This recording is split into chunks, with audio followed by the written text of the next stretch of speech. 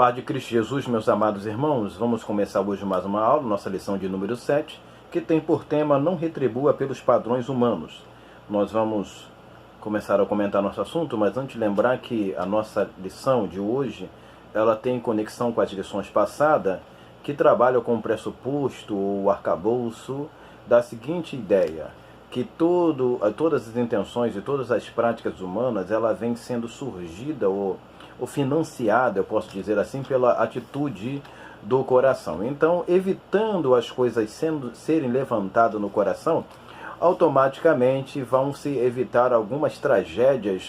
Falando tragédia, não falamos simplesmente no sentido lato da palavra, mas de alguns atos e atitudes e comportamento que o cristão ou cidadão, uma pessoa comum, pode assim praticar. Então, evidentemente, precisa se observar as lições anteriores e absorver o que foi falado e comentado e assim perfilhar uma ideia que possa ser utilizada para a interpretação e a utilização do conhecimento bíblico e teológico. Porque nós tratamos de Bíblia, mas baseando sempre numa interpretação teológica que possa nos fomentar e nos apoiar em nossa interpretação. Mas vamos lá para a nossa introdução, nossa leitura introdutória. Quando eu falo leitura introdutória, vale se observar que não é introdutória da revista, é leitura introdutória minha, que assim eu tive o prazer de poder escrever e assim também poder comentar. Quanto ao dever cristão, a porção de Mateus capítulo 5 ao capítulo 7 está repleta de devidas recomendações para auxiliar nossa conduta, ou seja, o que está escrito em Mateus são palavras básicas, singulares, precisas, concisas, para a orientação do cristão na contemporaneidade. Esse texto, por mais que já tenha passado 2000 anos, não pode ser tido como obsoleto, por mais que algumas palavras, até por mais da nossa tradução, a tradução hoje contemporânea tem auxiliado muito, mas por mais que as traduções possam às vezes fugir o seu significado ou a sua aplicabilidade, o que está aqui é dado para auxiliar a nossa conduta, para o serviço do cristão na igreja e na sociedade. Então, o que está em Mateus capítulo 5 a 7 tem que ser observado e praticado, não só lido, mas praticado. Então, auxílio para a nossa conduta. Jesus tratou aqui com os judeus, o tratado de Jesus é com judeus, que posteriormente seriam chamados de cristão. Quando eu falo que Jesus tratou com judeu, Jesus está tratando de pessoas que conhecem as Escrituras. Hoje eu não estou tratando aqui com judeus, mas eu estou tratando de cristão que conhece a Bíblia, ou evidentemente deveriam conhecer a Bíblia. Então, aqui, aquilo que está sendo falado tem que ser observado não só por ouvir, mas para se praticar, se viver aquilo que está registrado aqui. Então, Jesus tratou com judeu, que posteriormente foram chamados cristão. Eu hoje estou tratando com cristão que não vão ser chamados de judeu, ok? Que implica aqui um conhecimento básico das Escrituras, ou seja, você não precisa ser um doutor, um mestre, um teólogo, assim por diante, mas nós precisamos ter um conhecimento básico das Escrituras, e isso vai fomentar, abrir porta e possibilitar a nossa interpretação e entendimento daquilo que está sendo recomendado dentro do texto de Mateus que nós estamos estudando, capítulo 5 ao 7. Quando eu falo desse capítulo 5 ao 7, até o final do capítulo 7. Recomendamos que do coração procede todos esses males. Mateus capítulo 15, versículo 19. Vale a pena ler. E que só conseguiremos mudar nosso comportamento quando nos tornamos nova criatura. Ou seja, já vou falar referência bíblica aqui. Porém, se não existir uma transformação de vida, uma nova criatura, não tem como a gente proceder, a gente se comportar conforme o que está sendo tratado nas Escrituras, no texto não só de Levítico, capítulo 19, versículo 18, que diz assim: Não te vingarás e nem guardarás ira contra os filhos do teu povo, mas amarás o teu próximo como a ti mesmo. Eu sou o Senhor. Levítico capítulo 19, versículo 18. Então, o texto, a leitura bíblica em classe, que está registrado ali, que você depois pode ler com calma e observar. Para se fazer aqui está ali, tem que realmente ter nascido de novo. Efésios capítulo 4, versículo 22 e 24. Efésios capítulo 4, versículo 22 e 24, nós já citamos na passagem, na lição anterior, mas vale ser colocado aqui para que se venha entender. Porque, por exemplo, capítulo 4, versículo 22 diz assim: quanto ao trato passado, se despojai do velho homem. Ou seja, o velho homem tem que ser expulso de nossas vidas. Mas ele não consegue ser expulso. Deixa eu só rapidamente aqui, enquanto eu estou pensando. Ser expulso de uma forma assim, tão rápida, que às vezes a gente pensa que facilmente a gente consegue botar o homem para fora, o velho homem. E se colocarmos ele para fora, constantemente devemos matá-lo, porque ele ressuscita todos os dias. O velho homem não é aquele tipo de pessoa que morreu uma vez e acabou, não. Ele morre hoje e ressuscita amanhã. Então, Romanos capítulo 8, versículo de número 36, diz assim: como está escrito, por amor de ti somos entregues à morte todo o dia.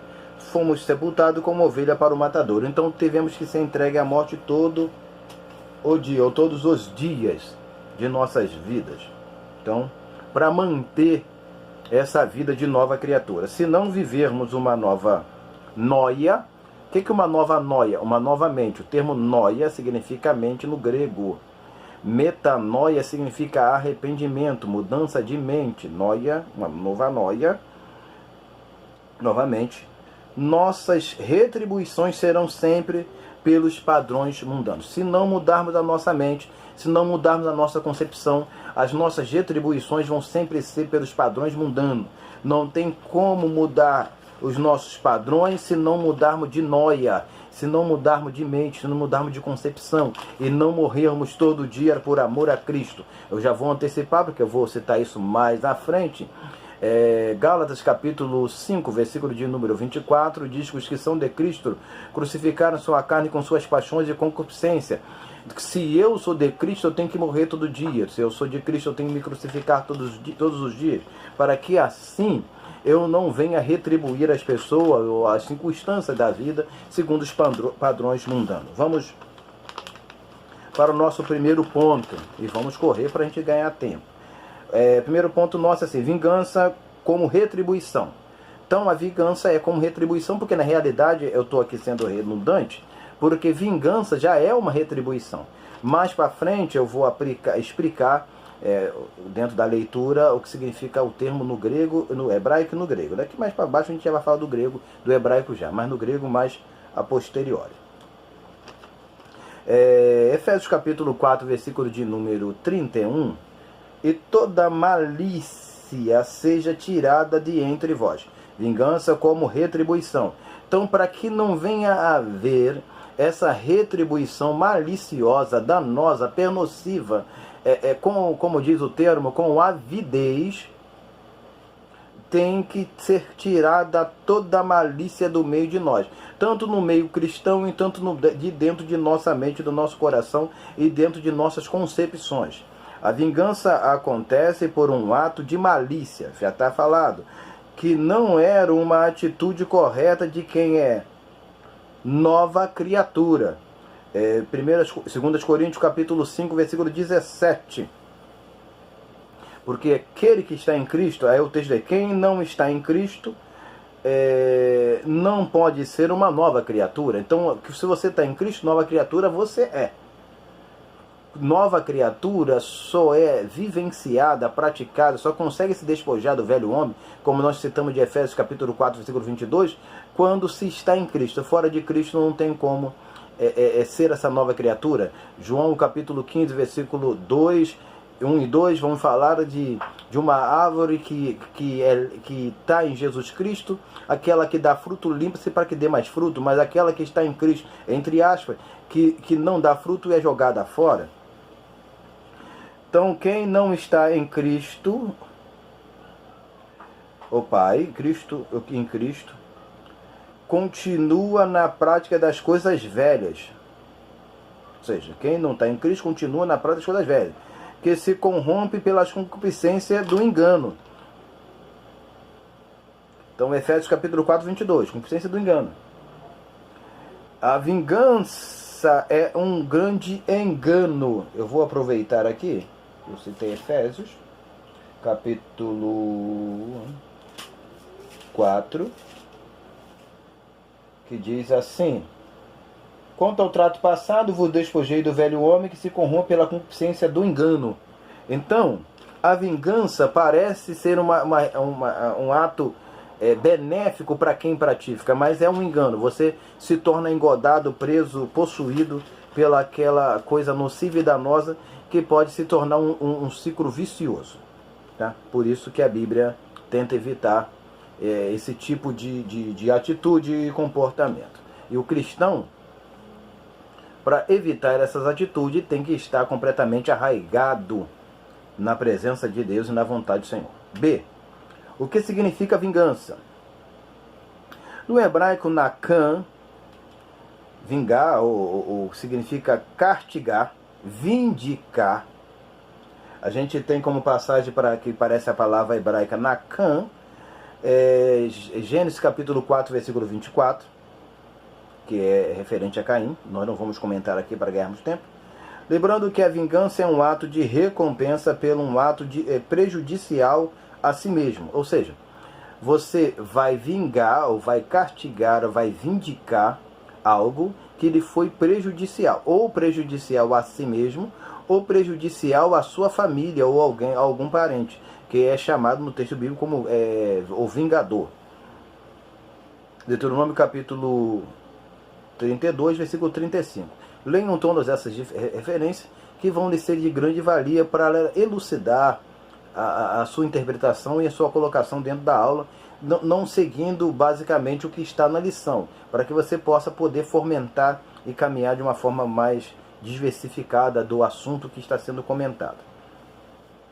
Davi pediu ao Senhor que julgasse a causa entre ele e Saul, 1 Samuel capítulo 24, 12, não querendo ele mesmo sujar as suas mãos. Não temos o direito de matar, Gênesis capítulo 9, versículo 6, ou agir de qualquer forma contra o homem que detém a imagem de Deus. Ou seja, não pode se matar o homem, que quem mata o homem deve ser morto pelo homem. É o texto que dá base, ou é o primeiro texto que nós temos, que dá base para o ato vingativo ou vingador que a gente encontra nas Escrituras. Mas, o que eu quero levantar com esse versículo, capítulo 9, versículo 6 aqui? Que quando eu mato, ou firo, ou atinjo, não só... Quando eu falo matar, eu não estou falando simplesmente só de matar, tirar a vida, mas hoje no meio cristão existem muitas palavras nocivas, destrutivas, que têm ferido, destruído, abolido, demolido, melhor dizendo, alguns dos nossos irmãos. E isso tem sido com frequência. Então o que tem que ser feito? Evitar essas coisas. Porque aquele irmão que você está falando com aspereza, com dureza, com rispidez, ele é a imagem de Deus. E se é a imagem de Deus, você deve evitar tratar o seu irmão com tanta leviandade, com tanto desprezo, como às vezes a gente encontra no meio cristão, ou chamado pseudo-cristão.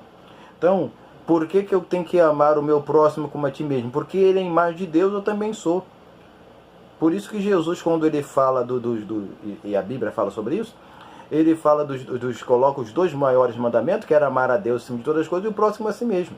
Por quê? Porque o próximo, ele é a imagem de Deus. Se eu amo a Deus, eu tenho que amar aquele que é a imagem de Deus, que é o reflexo daquilo que é Deus. Então, por isso que é resumido os mandamentos, os 10 mandamentos nessa fala. O Senhor, dono de escravo, era punido se ferisse o servo e o matasse. Êxodo capítulo 21, versículo 20. Então um senhor que tivesse um escravo, ele não tinha liberdade de poder chegar e matar seu escravo, porque se ele fizesse assim, ferisse e o matasse até a morte, ele seria punido. Então a lei tinha todo esse arcabouço, toda essa estrutura para que as pessoas pudessem entender que, ao invés de ferir, de se matarem, de se prejudicarem uns aos outros, deveriam amar uns aos outros. A lei sempre teve essa ideia, infelizmente, que não fora enxergada pelos líderes após a morte de Moisés e outros que entraram no poder. Então a vingança, por mais que admitida no Primeiro Testamento ou Antigo Testamento, ela causava grandes prejuízos ao vingador. Deuteronômio capítulo 19, versículo 6. E os que foram infringido o castigo, ou seja, mesmo que a lei admitisse, ela era prejudicial a quem praticava um vingador e tanto aquele que sofresse. Porque, por exemplo, a gente não tem nas escrituras diretamente, abertamente, tanto em Deuteronômio, tanto em Levítico, em qualquer outra passagem, uma abertura que a gente possa entender que essas vinganças se tornassem repetitivas. Contudo, por exemplo, só deixa eu dar um exemplo. Em Juízes vai falar que cada um fazia o que era bem aos seus olhos. Então, se fazia o que era bem aos seus olhos, não se cumpria, se observava, eu posso dizer assim, o que estava nas Escrituras. Não se seguia o que estava nas Escrituras. Então, como não se seguia o que estava nas Escrituras, provavelmente, eu estou falando provavelmente porque eu não tenho um versículo bíblico para que eu possa fomentar essa ideia, mas posso aludi-la e sem medo de errar. Que provavelmente estava havendo essas repetições. Um matava, daqui a pouco o outro se vingava. E assim ia morrendo a família inteira por causa desse tipo de vingança. Juízes, eu citei Juízes aqui, eu abri para citar melhor para você. Juízes capítulo 21, versículo 25, diz assim: naqueles dias não havia rei. Em Israel, porém, cada um fazia o que parecia bem aos seus olhos. Então, por isso que eu citei isso aqui. Então ele trazia prejuízo tanto ao que infringia, e tornando um ato repetitivo. Então, o que praticava sofria e isso tornava um ato repetitivo. Sansão se vingou, mas não eliminou o problema. Ou seja, quando ele pediu a Deus força para se vingar dos seus inimigos, Juízes capítulo 16, versículo de número 28, mas não eliminou o problema. Ou seja, depois a gente vai encontrar o aparecimento dos filisteus em inúmeras vezes. Até hoje existe essa luta entre esses povos. Ou seja, deixa eu só citar aqui o Antigo Testamento para nós passarmos para o Novo. Sansão matou os filisteus, destruiu ali alguns filisteus, mas essa luta foi permeando na época de Samuel, foi permeando na época de Saul, de Davi e assim por diante. Então, ou seja, o que Sansão vingou não consumou, não terminou ali no tempo dele. Então, provavelmente, as vinganças foram se tornando repetitivas e isso prejudicial. Lembrando aos senhores que o termo palestino que nós temos hoje vem do termo filisteu no tempo bíblico, mas nós não vamos aqui explicar isso aqui. Mas por isso que eu falei que é até os dias de hoje, porque os palestinos que pelejam contra Israel, lutam contra Israel, são os filisteus. 2. Vamos correr. Quem se vinga não perdoa. Nosso segundo ponto. Quem se vinga não perdoa. Provérbio capítulo 6, versículo 24. E de maneira nenhuma perdoará no dia da vingança. Ou seja, quem se vinga não perdoou, não tem um perdão no coração. Com isso ele vai tentar eliminar, destruir, destroçar o seu oponente. Então, porque não há perdão. Então Jesus Cristo trabalha com a seguinte ideia, que tem que haver o perdão, porque senão daqui a pouco a humanidade está tremendamente destruída. A gente, para evitar certo tipo de danos, a gente tenta amenizar os problemas. Então vamos para o nosso ponto A. A vingança é um ato de ira, Naum capítulo 1, 2. que no caso de nossos corações deve ser tirado. Por que aqui? Eu coloquei na 1 capítulo 1, 2, mas aqui está sendo aplicado no texto a Deus. Mas eu estou aplicando a circunstância da aplicabilidade no texto agora aqui. Efésios capítulo 4, versículo 31, a gente já citou lá atrás.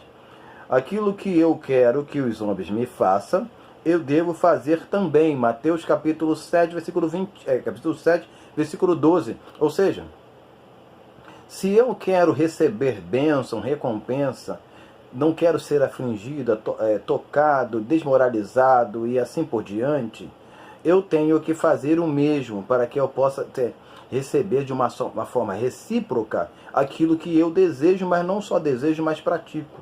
Então, se eu quero o bem, eu tenho que fazer o bem. Como diz o chamado profeta, gentileza gera gentileza. Então, para a gente evitar as vinganças, nós temos que agir com gentileza. Se eu faço vingança, recebo vingança. A ceifa de um comportamento de vingança será a corrupção e a destruição. Gálatas capítulo 6, versículo 7 e 8. A carne leva à vingança e o espírito ao perdão. Eu não coloquei aqui, acho que evidentemente que não, mas eu vou ler para você rapidinho, Mateus capítulo 6, vamos lá, versículo de número 12. Perdoai as nossas ofensas, assim como nós perdoamos os nossos devedores. Só deve pedir perdão a Deus quem perdoa. Se você não perdoa, se você é vingativo, se você é rancoroso, você não merece o perdão de Deus. É sério. Estou falando seríssimo. Porque as pessoas querem o perdão. Perdoa as nossas dívidas, mas não perdoa as pessoas. Às vezes são pessoas extremamente dentro da igreja maliciosas que procuram uma ocasião para atacar e humilhar os nossos irmãos. Então,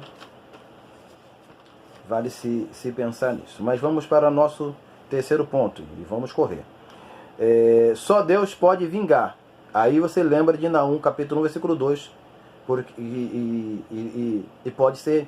Aqui eu referi ao homem, mas aqui você pode referir... Eu estou colocando nesse ponto aqui para referir a Deus. Ezequiel, capítulo 18, versículo de número 4. Diz que todas as almas são minhas. Então, só Deus pode se vingar, porque todas as almas são dele.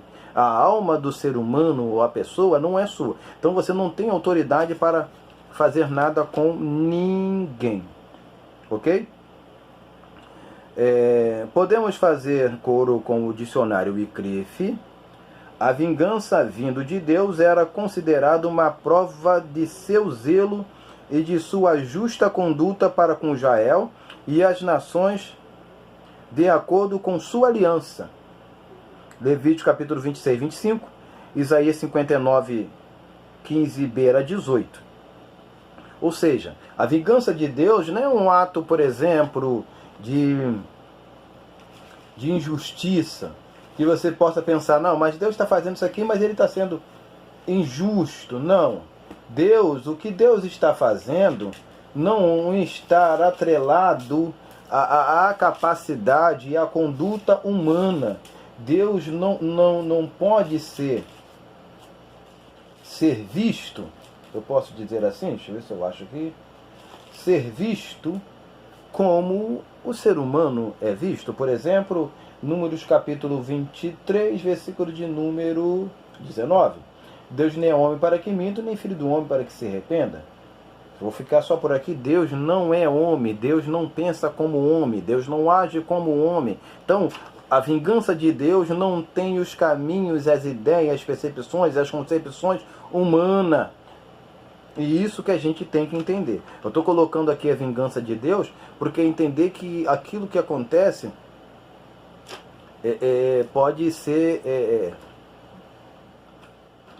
que a vingança de Deus tem que ser entendido num parâmetro diferente da vingança humana.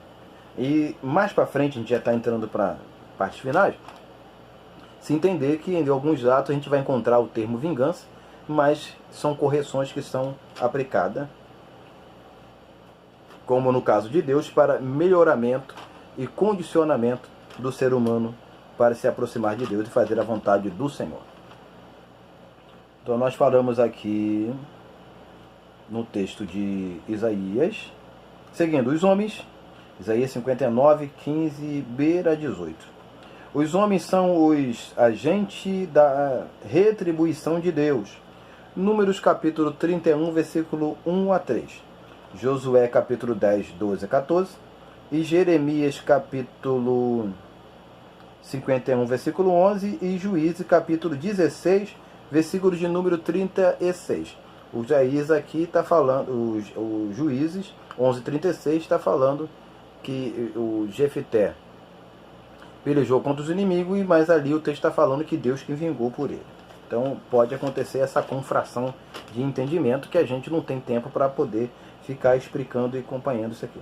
Sendo assim, o homem é ministro de Deus, Romanos capítulo 13, versículo 4, para castigar o que faz o mal, ou os que fazem o mal.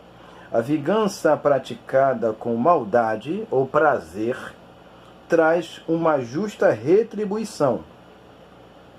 Ezequiel capítulo 25, versículo 12 a 17. Ou seja, você pode, em alguns casos, estou falando do Jael, estou falando de Edom, estou falando de outros povos no Antigo Testamento, segundo Ezequiel, você vai ver isso aqui, que Deus permitiu que ele julgasse Israel como Babilônia, como a gente encontra em Abacuque, mas Deus falou que ia punir eles por causa do comportamento exagerado, exacerbado que eles estavam praticando. Então a gente não deve ter prazer quando Deus está afligindo ou qualquer outra pessoa. Mas deixa eu seguir a leitura que você vai entender isso. Deus não quer que os seus ministros tenham alegria nessas horas. Provérbio capítulo 24, versículo 17 e 18. Ou seja, eu não devo se alegrar quando Deus está castigando alguém. Eu não devo ter prazer quando Deus está infringindo qualquer punição a alguém. Mas tenho que orar, pedir misericórdia a Deus, para que Deus não venha afastar dele a sua ira. Ou seja, até mesmo que aquela vingança possa ser um procedimento de Deus em favor da minha vida. Mas eu não devo se alegrar. Porque, por exemplo, deixa eu só, antes de continuar aqui, falta pouco. Alguns, você já deve ter ouvido alguém falar assim, viu, não mexe comigo não, porque eu sou um homem de Deus, mexe comigo, Deus pesa a mão. A Bíblia não manda a gente pensar isso não. A Bíblia manda a gente não se alegrar, porque sabe o que Deus faz? Deus afasta daquela pessoa que Ele está punindo em favor da minha vida e da minha causa a ira dele. E sabe o que pode acontecer? Deus reverter a situação e punir a minha vida por causa da alegria que eu tive quando Deus estava punindo alguém por minha causa. Eu não sou merecedor, e nem você, que Deus puna alguém por nossa causa. Então, não se alegre. Seria bom que tivesse mais tempo para poder falar. Mas vamos seguir. No dicionário Vini, ou Fini, diz assim, vingança, isso no termo grego. Vingança em grego é composta pelas duas palavras, ou sua preposição. Preposição ek, a palavra significa ekdikesis, que vem de que, ekdikese, de que significa justiça, nós vamos falar aqui já. Então, ek significa de, o ek vem de ecres, pode ser, por exemplo, lembra da palavra, do termo eclesia, igreja, que é de sair de dentro para fora, então, dikese, dike significa justiça e kese de. Tá? Aquilo que procede da justiça, ou que sai da justiça, não como se dá muitas vezes como a vingança humana, partindo de um senso de dano ou meramente advindo de um sentimento de indignação. Então, vingar, que é ekdikel, aí a gente já falou que significa significa justiça, vindicar o direito de uma pessoa. A vingança para Deus é um ato de justiça, mas em relação ao homem, aplicar uma injustiça. Ou seja, a vingança em relação a Deus é justiça.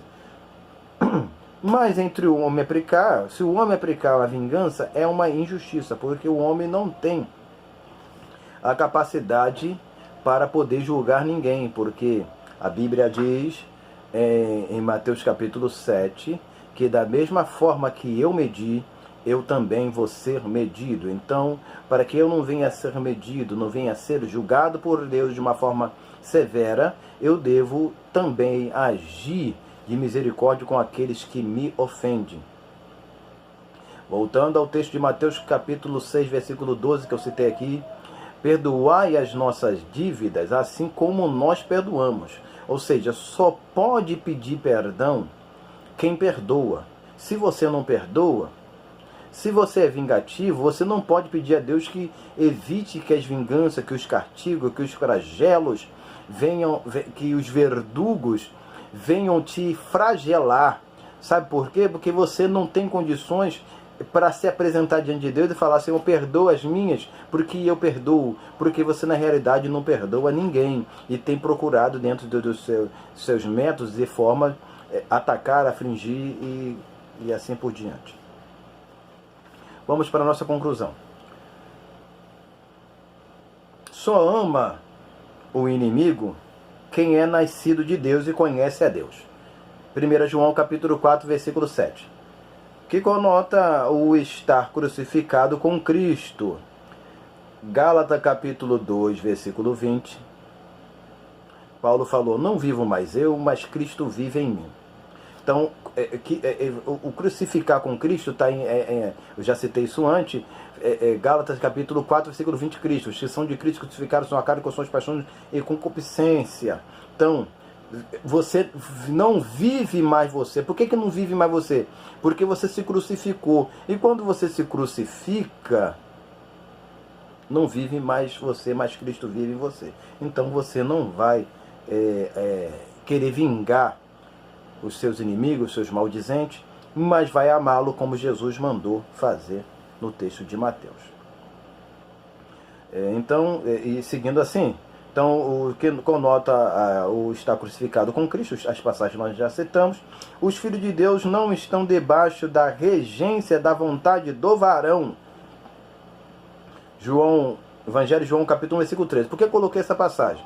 Vontade do varão é da vontade humana, então ele não vai retribuir conforme a sua capacidade, conforme os seus interesses, conforme os seus viés, mas porque ele não está debaixo da vontade do varão, mas debaixo da vontade de Deus. E se está debaixo da vontade de Deus, ele não vai retribuir segundo os padrões humanos, mas segundo os padrões divinos. Correto? Mas de Deus.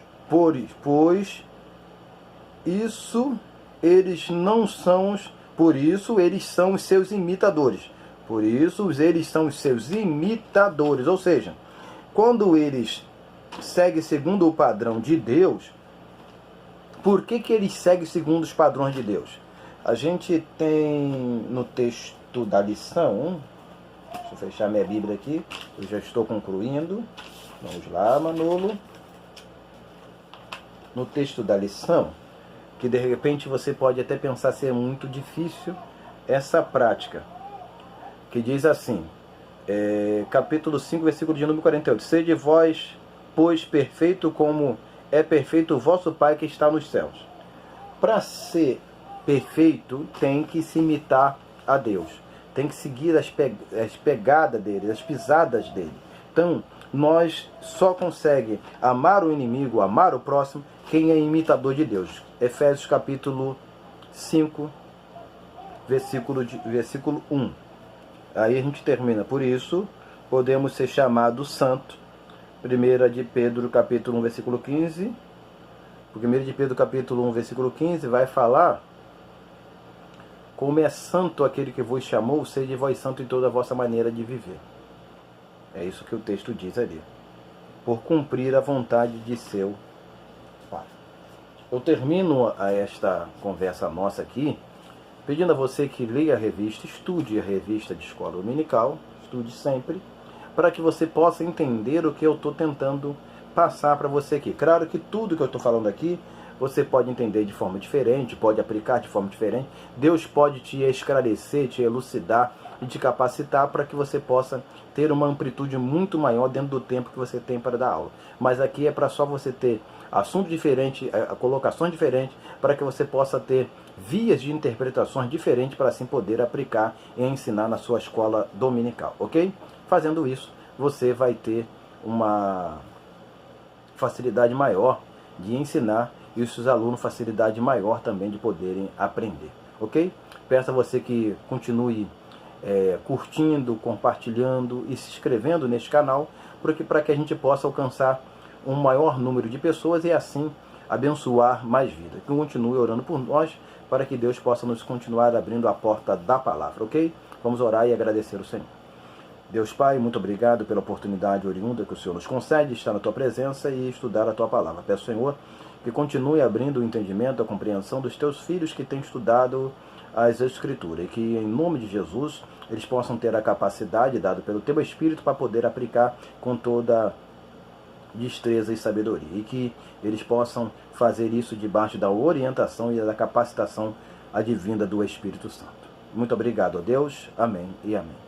Que Deus possa continuar abençoando a sua vida, lhe dando uma excelente aula de escola dominical e um excelente domingo na paz do Senhor.